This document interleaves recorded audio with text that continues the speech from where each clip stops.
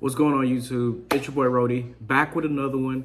So today we got an interesting one. Let's talk about housing, because I feel like a lot of people are gonna finally get to buy that dream house this year, and a lot of you are first-time home buyers, just like I was back in 2019. Okay, so let's dive right in.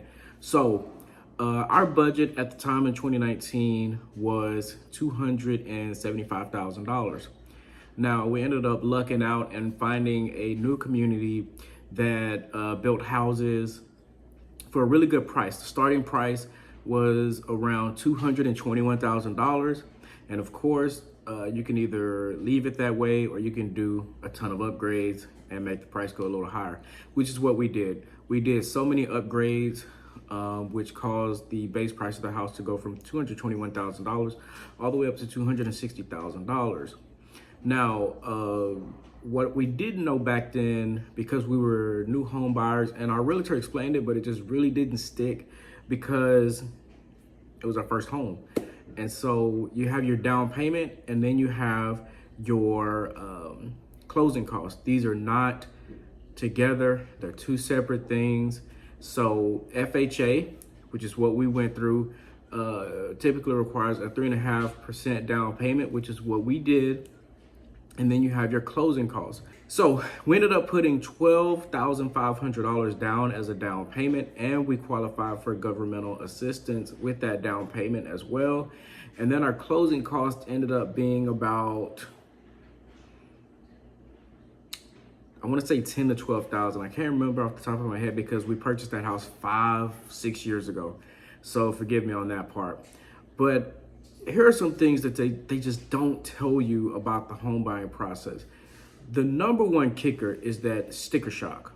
The sticker shock where they tell you, hey, your mortgage is going to be this, and then you find out a year or two later that it's not that. So take us, for example. Our mortgage was $1,500, or at least that's what they told us the mortgage was going to be. They did not include the actual taxes in our $260,000 house.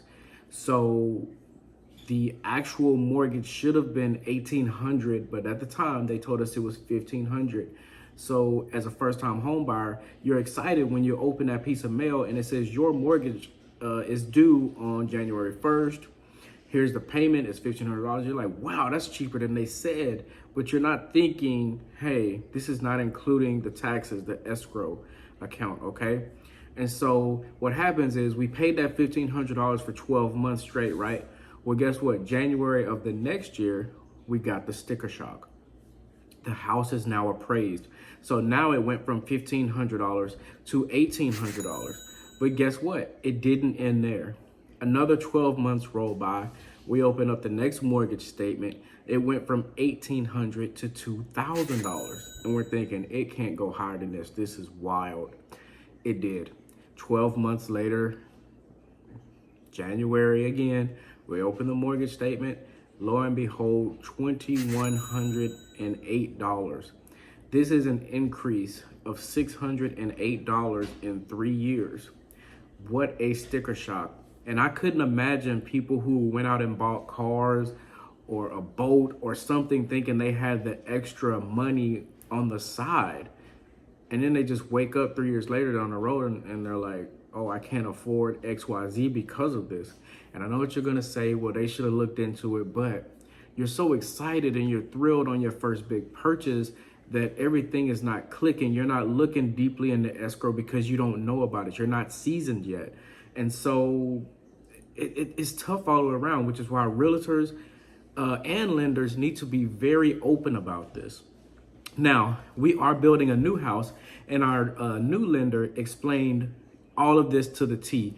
Hey, this will be your property taxes. We're going to make you pay property taxes for 6 months straight, and we're going to include it in the mortgage instead of you handling it or saving up for it yourself a year later.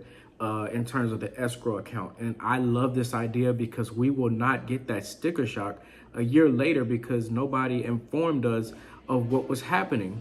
The other thing I want to talk about is FHA versus conventional. Now, we didn't know with an FHA that PMI, mortgage insurance, is for the life of the loan, the entire 30 years. Okay, I did not know this. Our PMI was $200 extra.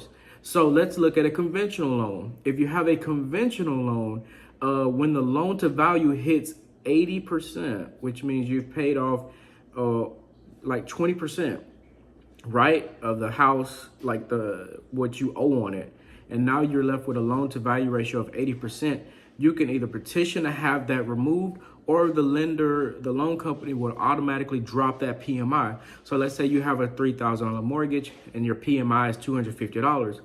Well, now it's going to drop from that 3,000, and then you subtract 250, which is pretty good, because that may be a utility or a couple of utilities for some folks, depending on how much you use.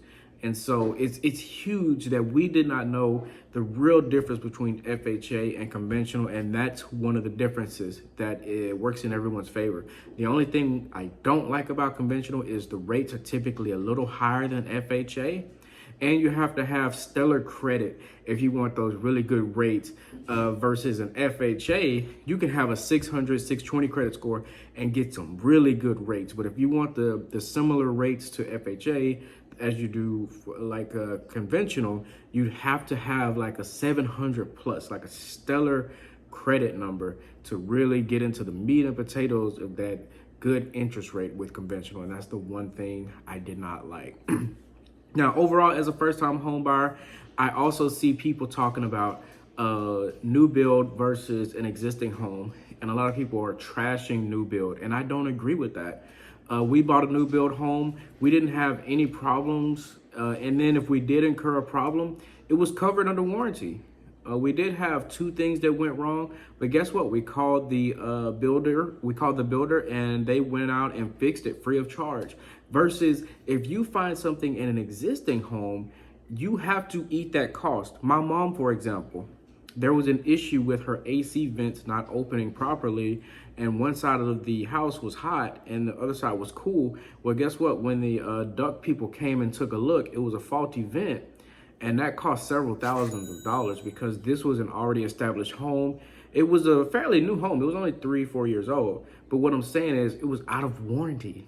So I love new build. I love new construction, because if anything goes wrong, they have to bite the bullet and eat that cost, not the consumer, after you've paid all that money down and you've jumped through hoops to pay your closing costs, etc.